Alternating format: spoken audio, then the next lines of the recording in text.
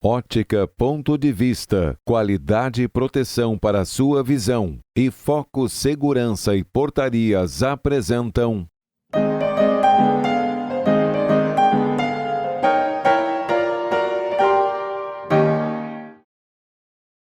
Médico com residência em ortopedia e traumatologia, com pós-graduação em medicina esportiva pela URSS e professor da nossa Universidade Fevalho. O meu convidado de hoje é o Dr. José Salvador Pantoja dos Santos, o nosso Dr. Salvador. Seja muito bem-vindo para o programa É Negócio dessa noite e sinta-se muito em casa aqui conosco. Boa noite a todos. Jorge, é um prazer estar aqui, agradeço realmente o convite. Um canal desse tipo, eu acho que ele é muito valoroso para a nossa cidade, para o nosso vale. E eu estou aqui justamente para tentar falar e conversar sobre aquilo que é o nosso dia a dia, que é a medicina, mas dentro da medicina, a nossa área que é a ortopedia e traumatologia, mas especialmente a cirurgia do joelho e a traumatologia do esporte. Que coisa boa. Bom, vocês sabem que o Dr. Salvador é uma pessoa que já, como ele estava me dizendo, ele não é daqui, ele é de Santa Maria, mas Novo Hamburgo o acolheu muito bem e ele fez a família dele toda aqui em Novo Hamburgo, né? Mas o que é muito importante, e ele disse muito bem, que o nosso programa ele traz justamente essa diversidade de assuntos para fazer com que nós tenhamos sempre conteúdos bons que interessem a todos nós. E tenho certeza que o programa de hoje também vai ter uma qualidade de informações, porque, primeiro, estamos conversando com uma pessoa especialista na área do joelho, que é a maior articulação do corpo humano, não é isso, doutor? Olha, Jorge, ela é realmente grande em tamanho, mas não só grande em tamanho, mas ela tem uma importância muito grande. Eu já estou formado há 33 anos, né? Milito na ortopedia há 30, mas a área do joelho eu comecei realmente a andar quando eu fui para Columbus, na Geórgia, fiz um fellow em cirurgia do joelho e medicina esportiva, e aí eu comecei a trabalhar. E realmente a gente percebe a importância do joelho quando a gente atende as pessoas. Eu acho que o joelho ele tem dois polos, o polo esportivo e o polo degenerativo. O polo esportivo são aquelas pessoas que fazem a prática do esporte, e todo mundo sabe o quão importante é poder praticar nos mais diversos níveis, né? Para a saúde, para competir, para tirar o estresse. E quando a gente sofre alguma moléstia ou percebe que esse joelho não funciona bem, isso nos causa um adoecimento geral. Então existe uma importância muito grande, né? Não só o joelho, eu estou falando do joelho agora, mas qualquer articulação. O joelho, por ser uma articulação de carga e ter uma demanda muito alta, realmente ele sofre muito.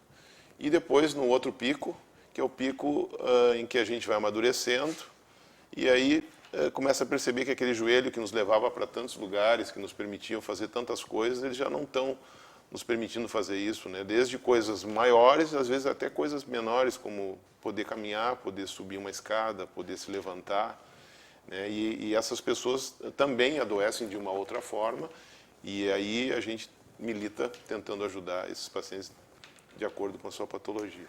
Eu não tenho dúvida disso, porque só para quem já teve ou tem um sintoma, uma dor no joelho, sabe da importância dessa articulação, né? Porque, puxa vida, eu particularmente já tive alguma intervenção e posso atestar tudo aquilo que o Dr. Salvador está falando, porque a gente não imagina o quanto é necessário tu estar bem dele para poder seguir a tua vida naturalmente, que infelizmente nem sempre é possível, né?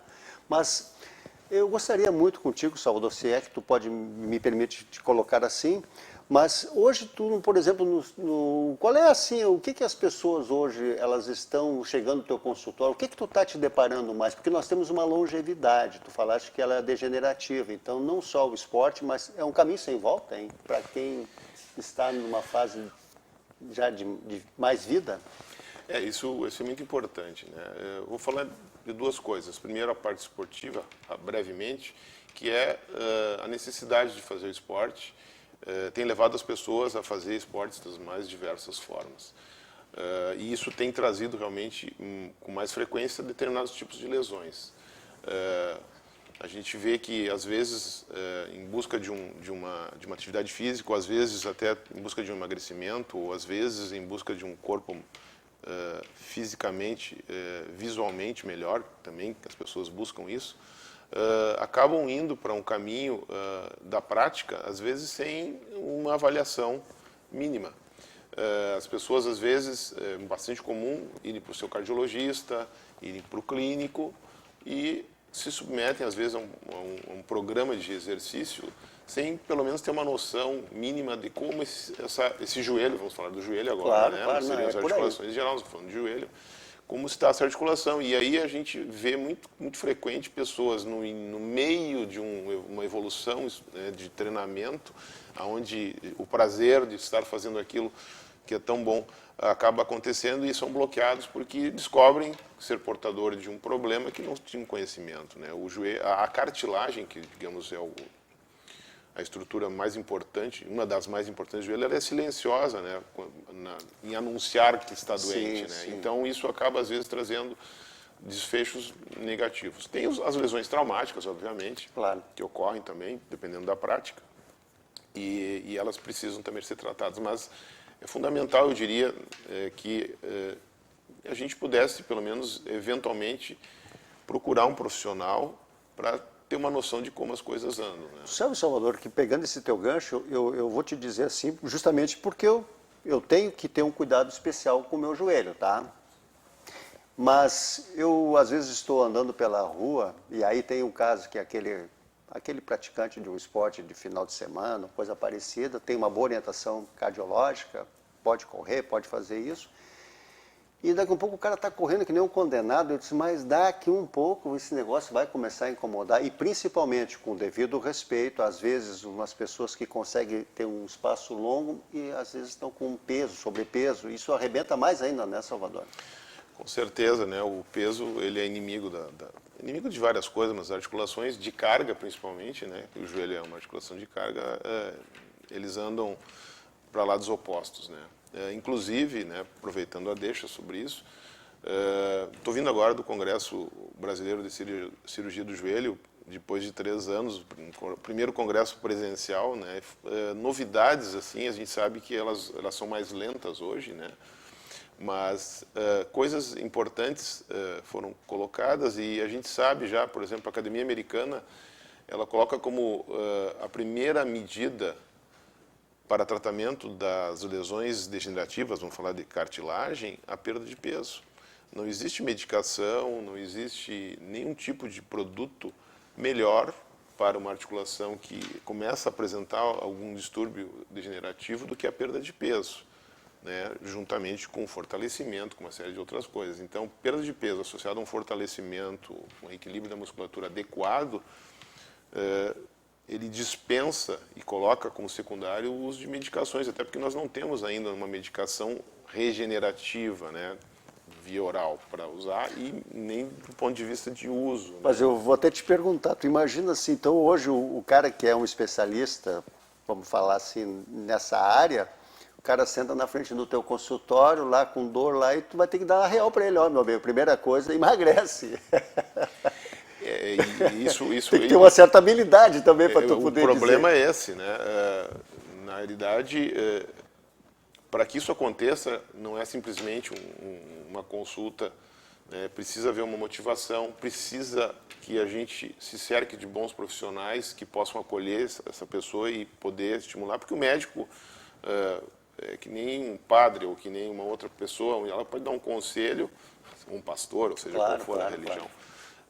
E para que isso aconteça, são tantas cadeias e há necessidade de que os profissionais ligados a essa área coloquem a sua expertise para que as pessoas possam...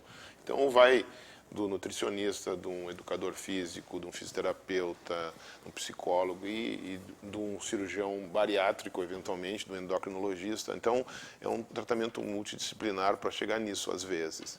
E por isso que é difícil, né? E fora as outras questões que a gente sabe, né? Tu sabe que dias atrás eu estive entrevistando aqui um colega teu de uma outra área que é o Lucas Lamper, urologista, e aí nós estamos falando sobre, principalmente pelo aspecto masculino, tá? Que a pessoa pode, não precisa esperar acontecer alguma coisa para poder ir lá consultar um urologista pelo sintoma e tal.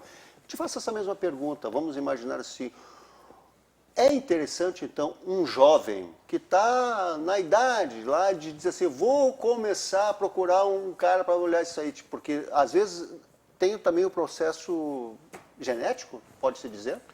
Eu acho que isso é muito importante, essa tua observação, porque realmente, assim, quais são os fatores de alerta, né? Eu sempre, até para os meus alunos, eu acabo dizendo quais são os sinais de alerta, né? O que tem que cuidar para que a gente possa tomar um caminho e orientar. Porque não vai todo mundo vai chegar lá e vai, né? Como é que vai pedir para um jovem, né, esportista ir lá, a não ser que ele seja um competitivo, né? Mas assim, recreativo. Já tem toda uma estrutura orientando, mas né? nós, seres normais aí. A questão genética, quer dizer, se tem uma história familiar de processo degenerativo ou de alguma lesão traumática, por exemplo, o meu pai rompeu o ligamento, o meu pai tirou a rótula do lugar, a minha mãe, essas pessoas podem e deveriam realmente dar uma olhadinha, talvez com um pouco mais de cuidado, porque a chance de ter um distúrbio parecido, algumas têm um componente genético, a própria osteoartrose feminina, por exemplo, pessoas que fizeram artroplastia ou prótese de joelho, femininas, elas têm um alto índice de que os familiares, os descendentes possam ter isso, quando principalmente agregam fatores extrínsecos, fatores, né, como sobrepeso e outras coisas que a gente já abordou aí. Então isso é importante, né? Não, eu acho assim, com relação a esse fato, para mim também, cultura geral. Eu acho que para vocês também, nunca imaginei que, por exemplo, um problema do que tu disseste há pouco possa ser genético. Eu estou achando que poderia ser apenas com um fato traumático, uma lesão traumática. Não, então tem essa parte genética também que precisa ter esse cuidado.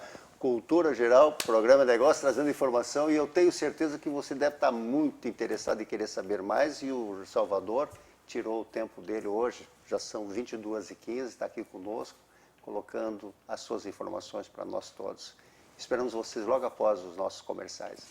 Muito obrigado.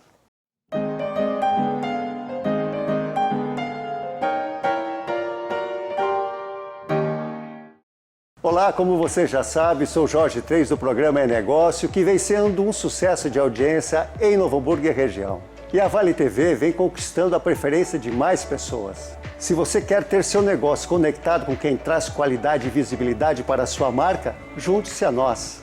Entre em contato conosco.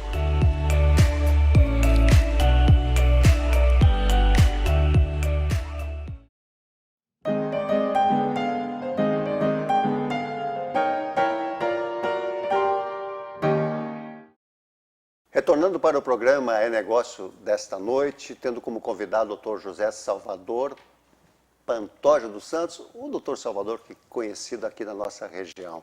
E nós estamos conversando agora no intervalo e perguntei para ele, Salvador, as pessoas que chegam hoje no consultório, qual seria, assim, ou qual é a lesão traumática, que pode ser o início de tudo para que a pessoa ligue o alerta vermelho para os demais? É isso, Salvador? Eu acho que é um assunto importante, né, de tantos assuntos que nós temos a falar, mas eu vou falar da lesão meniscal. Eu acho que é um tema que a gente pode abordar um pouquinho. Falar do menisco, amortecedor do joelho, né?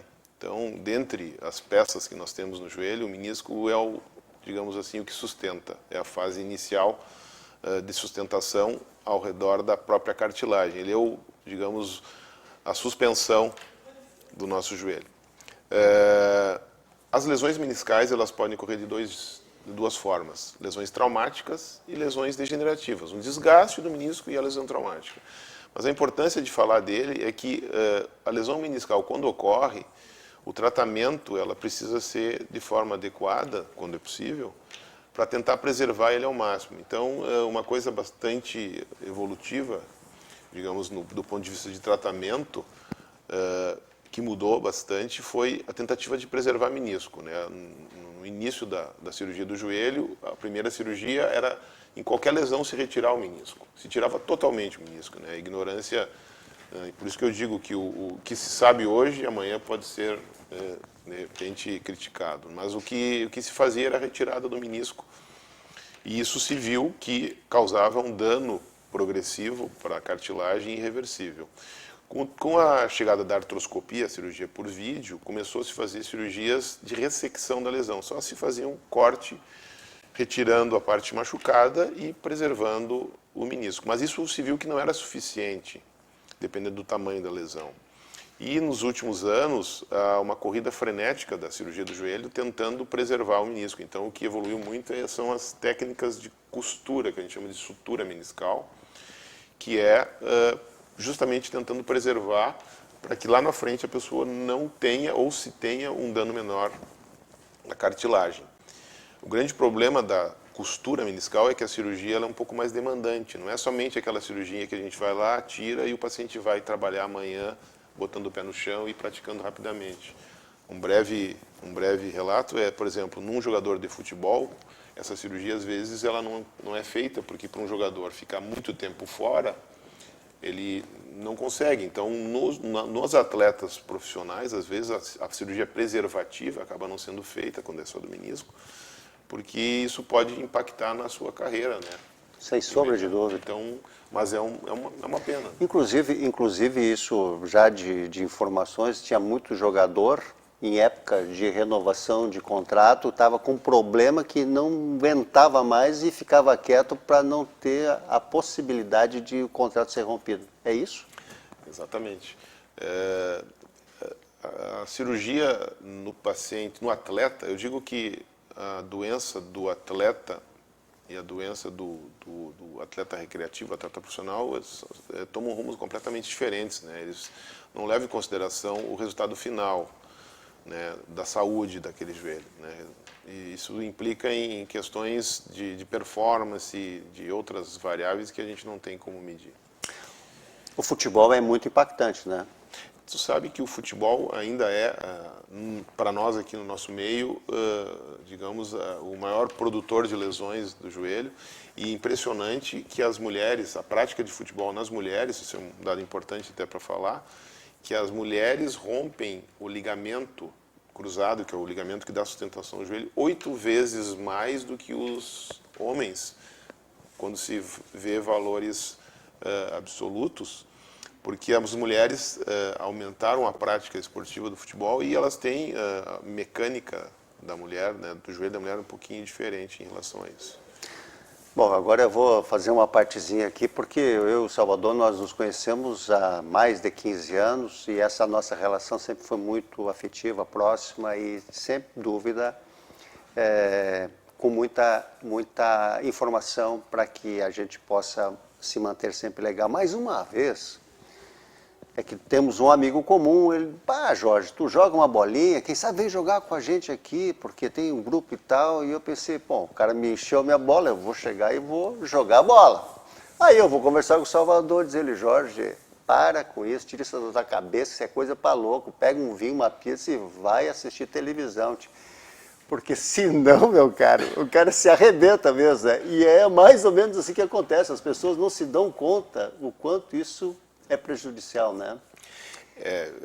Eu entendo isso e eu sou ainda um praticante. O esporte está dentro da minha veia, né? Eu acabei não falando sobre isso, mas eu fui praticante de handball, que é um esporte que eu comecei lá em Santa Maria, fui campeão gaúcho, fui da seleção gaúcha e parei de jogar quando entrei na medicina, de forma, e depois mantive o esporte como uma linha de vida e realmente até pratico hoje uma bolinha, mas eu vejo que as pessoas que não conseguem fazer isso, eles têm dificuldade, né, de parar. A gente sabe da importância disso, todo mundo sabe, né, que parar uma coisa que te dá prazer e fazer a prática num futebolzinho, ela tem uma questão social, não é só o futebol, né, encontrar um amigo, tomar uma cervejinha depois. É o final de tudo, às vezes é que eu digo, né, poder botar um calção, seja qual for o esporte, praticá-lo e depois ir para casa, né? Todo mundo sabe o benefício, né? A sensação gostosa que é chegar em casa, né? E poder... Mas se o cara tá com dor no joelho aí o problema passa a ser outro mesmo, né, Salvador? Mas eu vejo isso como uma verdade mesmo. Mas me conta um pouquinho dessa tua especialização, até porque, como tu disseste no congresso que tu esteve agora, tu foste moderador, né? Sim. Então explica mais ou menos, porque foi um congresso brasileiro, né? A Sociedade Brasileira de Cirurgia do Joelho, ela se reúne, é formada por médicos que fizeram uma formação, uma pós-graduação em joelho, e nosso congresso se reúne a cada 2 anos. Em função da pandemia não houve essa possibilidade, e agora em São Paulo, faz uma semana, nos encontramos lá e vieram presencialmente colegas de fora, né, de franceses, ingleses, e alguns deles acabaram não vindo, fizeram até a parte das palestras online ainda, né, dentro do próprio congresso. Mas assim, de novidades, algumas coisas estão chegando, e uma delas é a robótica, que está chegando em todos os setores. A robótica veio para ajudar, né, era uma coisa que parecia distante, e ela veio para ajudar, principalmente a parte cirúrgica, que aí é aquele paciente que está no seu final de linha em relação ao joelho, onde ele não tem mais solução, já tentou todos os métodos, emagreceu, fez o tratamento, se cuidou, fez medicação, e aí esse joelho acaba sendo um fator funcional, impeditivo de coisas básicas, como nós falamos, e aí esse paciente tem que ser submetido, às vezes, a um procedimento que a gente chama de artroplastia, ou prótese, né, que é o que a gente coloca lá dentro. E a robótica veio para melhorar essas condições. A robótica ela já chegou no Brasil, em Porto Alegre já tem um robô funcionando, no Brasil já tem 30 hospitais com robôs, e isso é uma coisa que realmente vem para oferecer uma qualidade de resolução, onde o ser humano, às vezes, de forma empírica, acaba fazendo as coisas, né? O robô está em qualquer lugar. Ele não vai fazer a cirurgia, mas ele é um assistente, do médico. E isso vai, com certeza, beneficiar os pacientes. Isso, mas como qualquer outro tipo de cirurgia robótica, tem um custo muito elevado, ainda por ser uma coisa nova, né? Exatamente. Mas isso vem caindo bastante, né? A robótica vem caindo bastante, e é um investimento que acaba se traduzindo, às vezes, por uma internação menor, por uma precisão. Então, o paciente não vai ficar tanto tempo no hospital, Também. às vezes, né? Sim. Esse implante pode durar mais. Então, tem os benefícios que pode se reverter em custo, e realmente existem várias marcas, vamos dizer assim, e isso também a concorrência acaba ajudando, né? Mas é uma realidade que veio para ficar, né? É uma questão de tempo. Me fala um pouco, Salvador, do Salvador como Dr. Salvador, como preceptor, chefe do serviço de joelho da residência médica do Hospital Universitário da UFRGS. Isso também está colocando todo o teu conhecimento, dividindo o teu conhecimento com esse pessoal que está se especializando. A questão toma tempo também, né? Bastante. Mas o tempo a gente deve gastar, quando possível, com coisas que te dão prazer. Eu acho que a gente está aqui, a medicina como um todo, a gente observa, e eu tento passar, inclusive, para meus alunos, tanto da graduação quanto esses da pós-graduação, que a gente veio para servir, né? Eu acho que a gente tem que tentar fazer isso da melhor forma, não só médico, a gente, como ser humano aqui, veio nesse mundo para dar uma parte disso. E dar conhecimento, né? Repassar conhecimento é a coisa mais importante que eu acho que a gente deve fazer. E essa parte realmente é uma parte que me cativa, né? Eu já estou há mais de 10 anos nessa área, e poder fazer isso, né? Em primeiro lugar, nos estimula, né? Porque a gente é nutrido, a gente é inquirido, né? Pelos profissionais, pelos alunos. Então, poder dividir isso é muito gratificante. Eu acho que isso é uma coisa que, se eu puder, vou continuar. Um legado, né? De conhecimento. Com certeza. É muito gratificante. No Congresso agora tinham mais de 20 ex-residentes da cirurgia do joelho, né? Confraternizando. Isso foi uma coisa muito legal. Poxa, que coisa boa, né, Salvador? Eu acho que isso aí é aquilo que é a maravilha, quando a gente faz, como tu disseste, uma vocação, né? Até digo vocação porque o próprio Salvador sabe muito bem isso. Eu vou falar agora, Cinti, porque a gente sabe, não tem hora para trabalhar, né? Se dedica bastante, porque não é só o dia a dia do consultório ou dentro do próprio hospital, mas para que tu possa dar um bom diagnóstico depende também de uma boa análise. Isso aí, o tempo cada vez mais curto, e a noite entra às vezes, né? Isso aí não é pouca coisa. Inclusive até para dar retorno para o pessoal sobre o que está acontecendo. Às vezes às 6 horas da manhã está lá ele já dando um toquezinho. Mas Salvador, tu sabe que o joelho é uma coisa que a gente teria N tempo para falar e N assuntos e abordagens, né?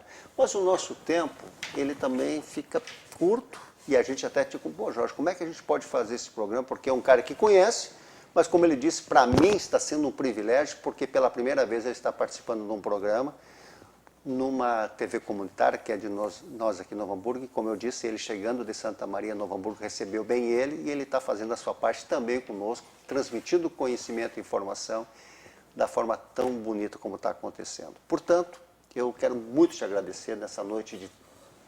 Já são 22h30 quase, tu ainda tem coisas por fazer e tu estar aqui conosco. Eu quero te agradecer muito, Salvador, muito obrigado por tu estar dando toda essa tua participação para o meu programa. Me sinto muito privilegiado e, ao mesmo tempo, também quero te pedir as tuas considerações finais. Jorge, eu queria realmente agradecer muito a possibilidade de estar aqui. Seriam tantas horas para falar de joelho aí, né? E fica difícil, às vezes, a gente colocar tudo que a gente acha importante. Mas eu diria que o mais importante é que, antes do joelho, a gente pensar na saúde, né? Tentar prevenir as lesões, seria a minha mensagem, né? Prevenir tendo um estilo de vida, uma qualidade de vida dentro das nossas possibilidades adequado.